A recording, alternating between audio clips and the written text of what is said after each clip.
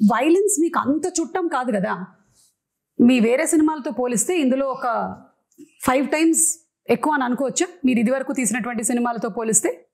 Violence పదం బాగా, పదం బాగా, పోయిటిక్ వైలెన్స్ అనొచ్చు.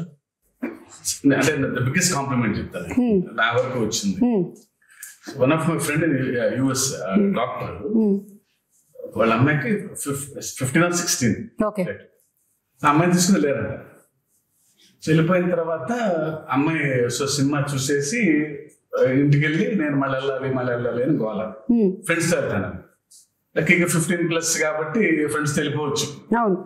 సో వెళ్ళిన తర్వాత ఇంటికి వచ్చిన తర్వాత సరే అతను ఫోన్ చేసినప్పుడు నేను మాట్లాడుతున్నప్పుడు I want more action in part 2 because నేను షాక్ అయ్యాను. ఏంటంటే every blood is like a painting అంది అమ్మాయి. Correct, that's the biggest compliment.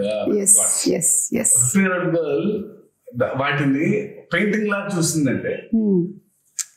Usual గా వెన్ యూ యాక్షన్ ఉన్నప్పుడు when there's so much of a massacre, especially the interval block, when there's so much of massacre happening, usually ekkado chinna gore feel avutam. avunu, but it was a very intentional, and first nunchi kuda adento Shiva coining was bigger and bloodier, because aina movies chusukunnataithe I think Devara is high on action.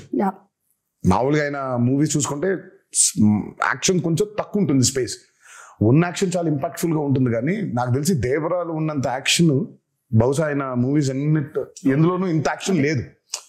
And it was a very intentional. తను ఆయన first నుంచి కూడా లేదు ఇది action ఉండాలి. కానీ నేను అన్నాను, శివ రక్తం ఎక్కువైపోతుందా, బిగ్గర్ అండ్ బ్లడియర్ అనేస్తాను, ఇప్పుడు మనకి చాలా ప్రాబ్లం అయిపోద్దేమో, మనకి ఏ సర్టిఫికెట్ వచ్చేస్తుందేమో అంటే మీరేం వరి అవ్వకండి, ఐ హ్యావ్ అ ప్లాన్.